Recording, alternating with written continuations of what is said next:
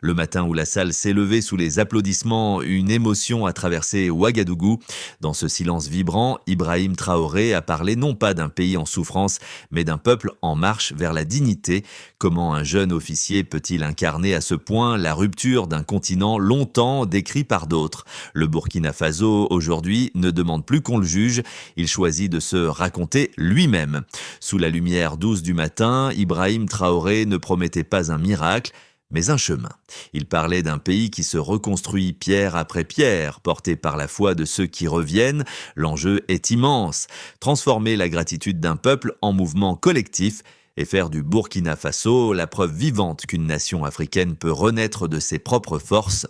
Derrière chaque mot, il y avait une invitation à l'unité, à la responsabilité partagée, à la dignité retrouvée. Car si la communication est une arme, disait-il, alors l'Afrique doit apprendre à raconter sa propre histoire, à sa manière, sans filtre ni tutelle.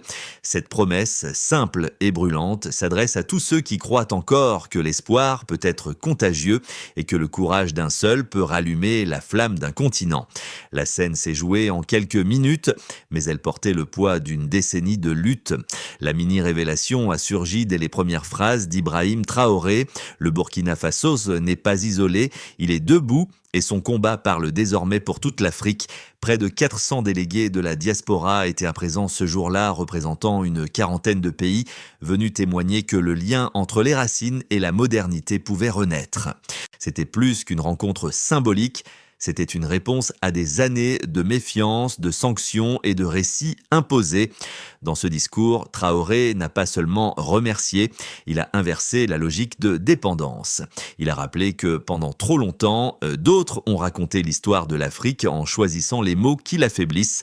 Désormais, a-t-il affirmé, le Burkina Faso écrira ses propres chapitres avec ses propres voix, ses propres caméras, ses propres médias.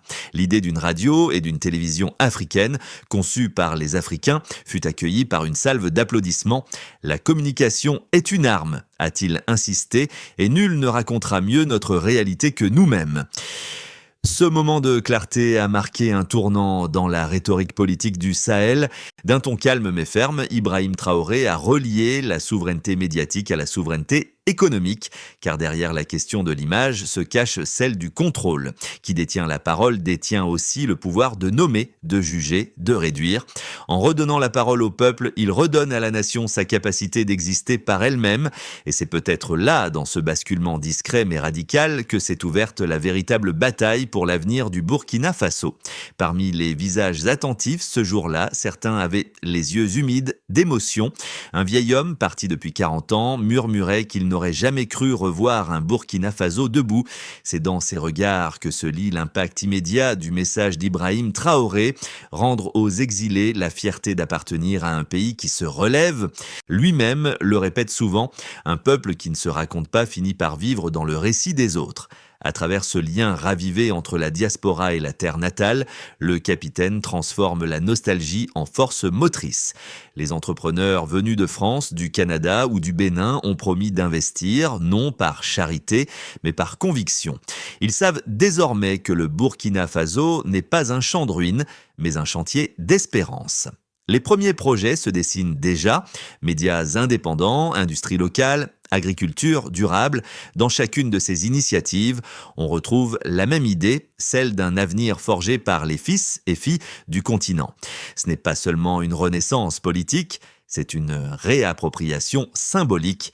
Et dans cette dynamique, Ibrahim Traoré devient plus qu'un chef d'État, il devient un point de convergence, un miroir dans lequel une génération africaine redécouvre son reflet. Car à chaque retour, à chaque investissement, à chaque mot qui brise le silence, c'est un peu de dignité qui revient lentement mais sûrement sur la terre rouge du Sahel. Et si le changement commençait tout simplement par ce regard qui ose à nouveau croire en lui, tout a commencé par un simple geste, une invitation lancée aux enfants du pays dispersés à travers le monde. En quelques semaines, la nouvelle a circulé dans les réseaux africains, puis s'est amplifiée sur les plateformes communautaires. Ibrahim Traoré voulait un rassemblement symbolique, une preuve vivante que le Burkina Faso restait une terre d'accueil malgré la guerre et les alertes.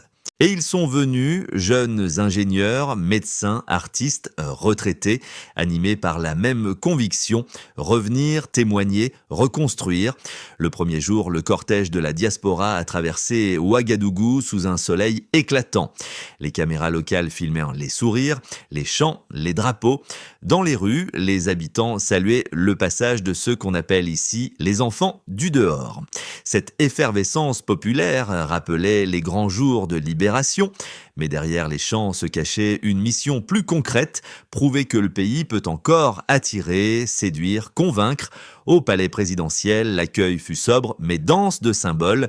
Traoré a ouvert la rencontre par une prière, et puis un remerciement. « Vous êtes nos ambassadeurs », a-t-il déclaré, et c'est à vous qu'il revient de dire au monde que le Burkina Faso vit, résiste et avance. Cette phrase, retransmise en direct, a résonné bien au-delà des frontières, et en moins de 24 heures, des extraits du discours circulaient sur les réseaux sociaux sous le mot-clé « Burkina résiste ». Les commentaires affluaient entre admiration et curiosité, puis vint le moment décisif, l'annonce de la suppression de la condition financière pour la carte de résident permanent destinée à la diaspora. Une mesure concrète, simple, mais porteuse d'un signal fort. « Nous levons la barrière économique pour vous », a-t-il dit, car votre présence vaut plus que tout impôt. Dans la salle, les applaudissements ont couvert la fin de la phrase. Ce geste, salué par la presse nationale, fut interprété comme une main tendue à tous ceux qui hésitaient encore à revenir. À partir de là, la dynamique s'est enclenchée. Des contacts ont été pris, des projets esquissés, des partenariats imaginés. Le ministère des Affaires étrangères a ouvert un guichet spécial pour accompagner les investisseurs de la diaspora. Les premiers dossiers concernent la communication, l'agro-industrie et l'énergie, 3 secteurs stratégiques identifiés par le gouvernement. Et dans les jours qui ont suivi, plusieurs figures médiatiques africaines ont publiquement salué la démarche, y voyant le signe d'un tournant politique dans la région du Sahel. De fil en aiguille, le geste initial est devenu un mouvement. Ibrahim Traoré, en tendant la main à sa diaspora, a ouvert une séquence où le symbole et l'action se confondent. Le Burkina Faso, autrefois vu comme un terrain miné, se redéfinit désormais comme un laboratoire de souveraineté africaine en construction.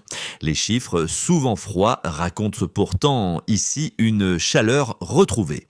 Avant la rencontre, moins de 7% des Burkinabés de la diaspora envisageaient un retour ou un investissement durable dans leur pays d'origine. 6 mois après le discours d'Ibrahim Traoré, ce taux a grimpé à 24% selon les données du ministère des Affaires étrangères. Ce bond de 17 points traduit un renversement rare dans une région marquée par la défiance.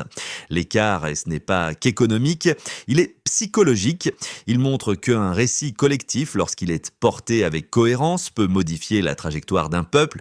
Autre indicateur, les transferts financiers de la diaspora vers le Burkina Faso ont augmenté de 38% au cours du dernier trimestre. Une partie de ces fonds alimente déjà les programmes d'agriculture durable et de production locale d'énergie solaire. Chaque projet, même modeste, devient une parcelle de souveraineté retrouvée. Là où hier encore, les capitaux s'évaporaient vers les banques étrangères, ils s'ancrent désormais dans les sols du pays. Cette réorientation reflète un changement profond de confiance envers l'État, mais surtout envers l'idée d'un avenir africain piloté par ses propres enfants. Les médias indépendants, quant à eux, connaissent une effervescence inédite. 3 nouvelles radios communautaires et 2 chaînes de télévision burkinabées sont actuellement en cours d'installation avec un financement majoritairement issu de la diaspora. La création d'un réseau de presse panafricaine coordonné depuis Ouagadougou est même évoquée. Ces chiffres ne sont pas anecdotiques. Ils traduisent une volonté de reprendre la maîtrise du récit africain, longtemps monopolisé par d'autres voix. Enfin, les inscriptions pour la carte de résident permanent, désormais gratuite pour les membres de la diaspora, dépassent déjà les 5000 demandes. Derrière ce nombre se dessine une réalité nouvelle, celle d'un peuple dispersé mais reconnecté, qui voit dans son retour non pas un repli, mais un acte politique. Ibrahim Traoré l'avait anticipé.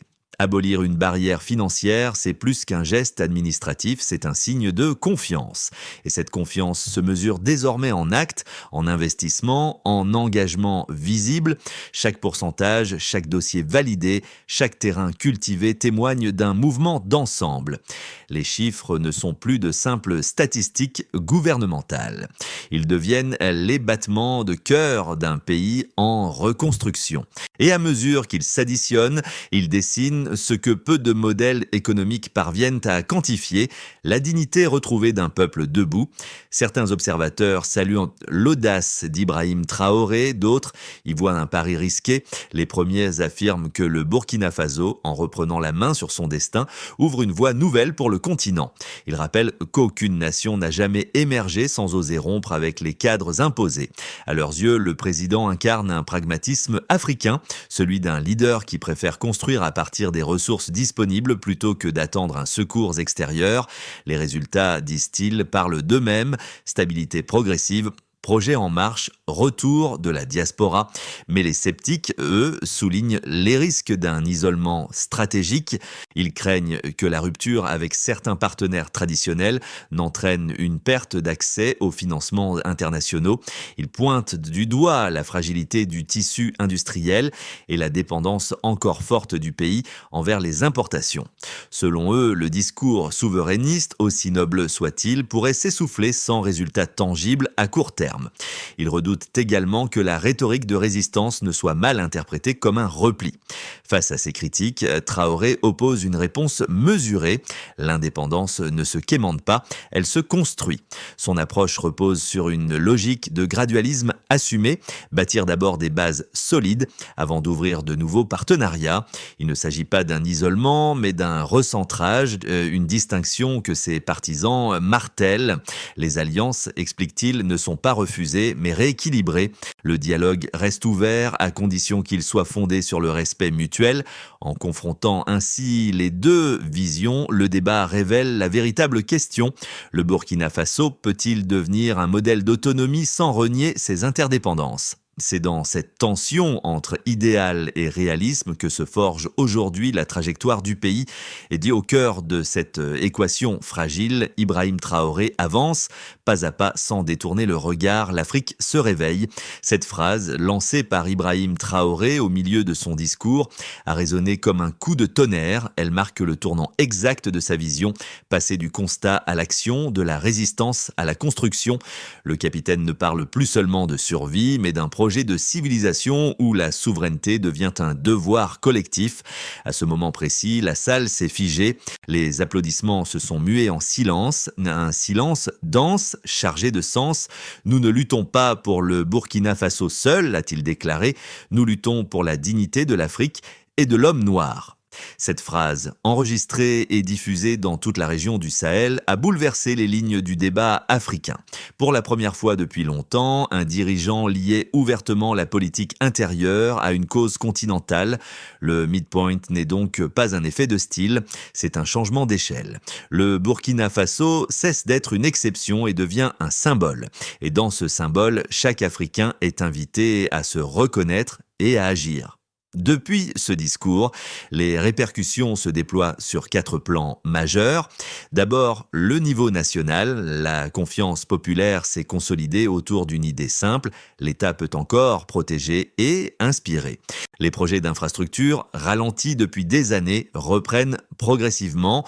À Ouagadougou et à Bobo-Dioulasso, les chantiers de routes et d'écoles se multiplient, financés partiellement par les contributions de la diaspora. Ce renouveau d'activité crée un sentiment d'appartenance renouvelé, une dynamique civique où chaque geste compte. Sur le plan économique, les signaux sont tout aussi clairs. Les petites industries locales enregistrent une hausse moyenne de 22% de leur production sur 6 mois.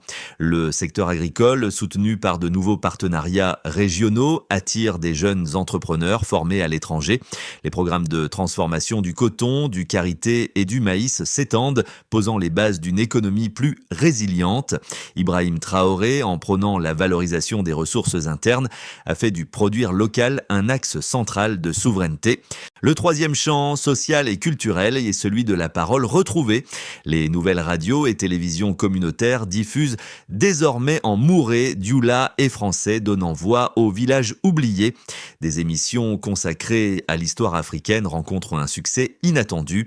Les jeunes redécouvrent des héros dont les noms avaient disparu des manuels. Cette reconquête du récit transforme peu à peu la manière dont les Burkinabés perçoivent leur identité. La fierté longtemps refoulée devient un moteur d'unité. Enfin, à l'échelle régionale, le message du Burkina Faso trouve un écho. Au Mali, au Niger, au Tchad, des mouvements citoyens s'inspirent du modèle Traoré pour réclamer une communication souveraine. Des coopérations militaires et économiques se renforcent, tandis que des plateformes panafricaines émergent autour de l'idée d'indépendance concertée. L'Union africaine observe ces évolutions avec prudence, mais sans hostilité ouverte, signe que la narration change lentement, mais sûrement. Au total, ces transformations ne relèvent pas du hasard, mais d'une cohérence politique rare. Ibrahim Traoré ne se contente pas de discours, il transforme la rhétorique en stratégie, et la stratégie en réalité visible. Les chiffres n'épuisent pas la portée du mouvement, mais ils en fixent les contours, des routes, des voix, des chiffres, des visages, et au centre de tout, une conviction partagée que la dignité n'est pas un luxe, mais une politique publique. À ce stade de la transition, 3 chemins s'ouvrent devant le Burkina Faso. Le premier, le scénario de base, est celui de la consolidation. Dans cette trajectoire, le pays poursuit ses réformes actuelles sans rupture majeure. Les investissements de la diaspora continuent d'affluer, les infrastructures gagnent en fiabilité et la stabilité s'installe lentement. Le gouvernement maintient son cap, recentré sur l'éducation, la sécurité alimentaire et la production énergétique. Ce scénario, le plus probable selon les analystes, pourrait permettre une croissance annuelle autour de 5%, modeste mais solide. Le second, le scénario optimiste, repose sur un effet d'entraînement régional. Si les partenariats avec le Mali et le Niger se traduisent par des projets communs, notamment dans le domaine de l'énergie et de la défense, le Burkina pourrait devenir le cœur d'une nouvelle zone d'intégration sahélienne.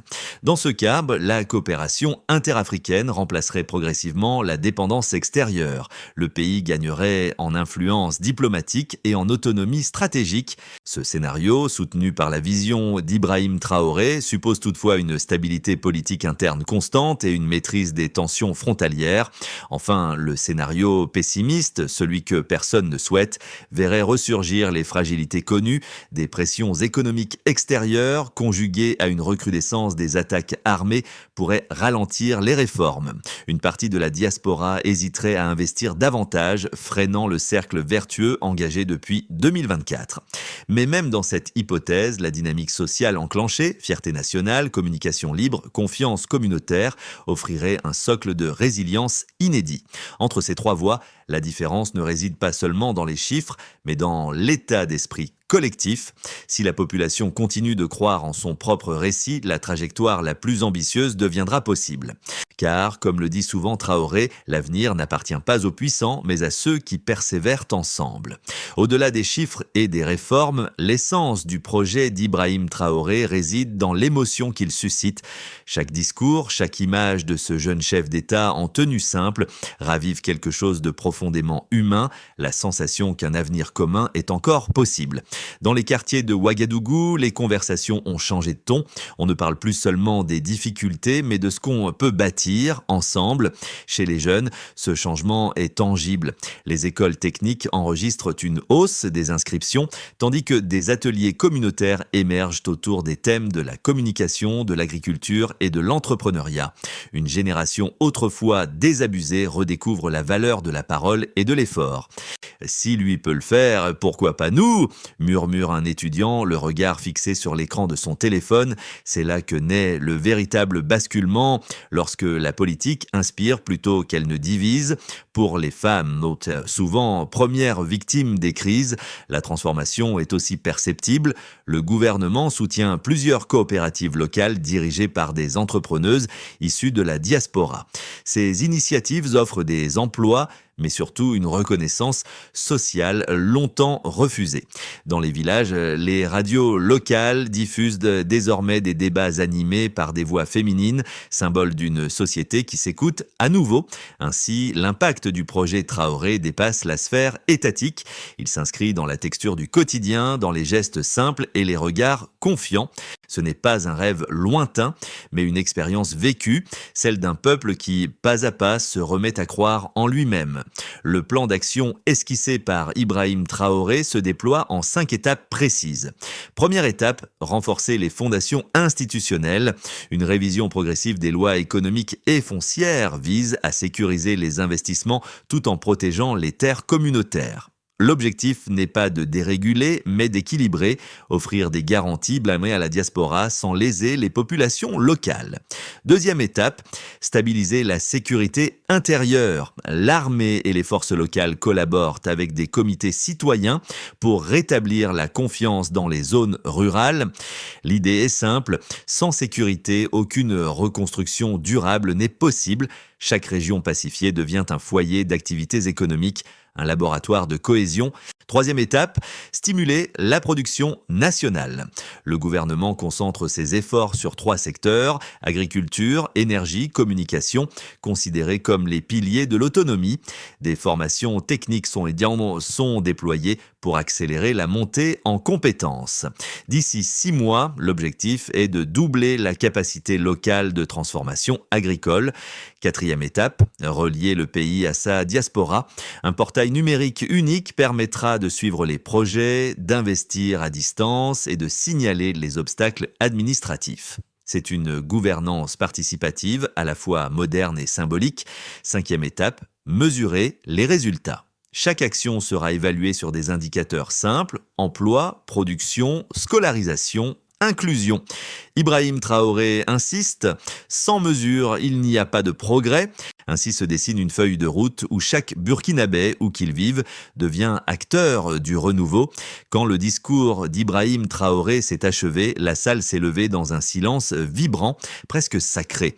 Ce n'était plus un chef d'État qui parlait, mais un fils du pays s'adressant à sa famille éparpillés. Au premier rang, des visages baignés de larmes semblaient redécouvrir le sens du mot appartenance. Tout ce qu'il avait dit sur la fraternité, la dignité et la reconstruction prenait soudain une forme palpable, celle d'un espoir devenu partageable. Un vieil homme, celui du début, s'est approché pour lui remettre un petit drapeau burkinabé, usé mais intact. Traoré l'a pris avec lenteur, puis a simplement répondu « Ce drapeau ne tombera plus ».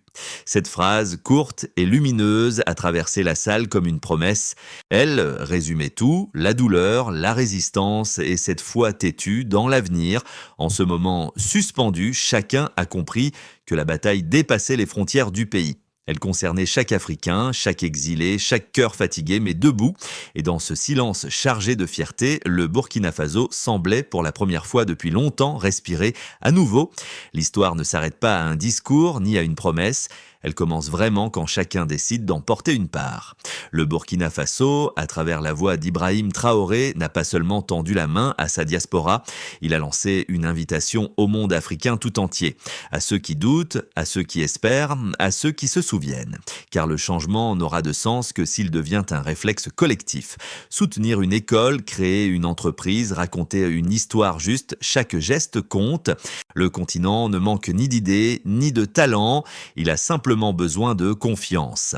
Et cette confiance, désormais, appartient à tous ceux qui refusent l'abandon. Alors que chacun se demande « Que puis-je bâtir, moi aussi, à partir de ce réveil ?» Le drapeau ne tombera plus si les mains restent levées pour le tenir. Et peut-être qu'en le tenant ensemble, nous écrirons enfin ce que d'autres ont toujours voulu écrire à notre place.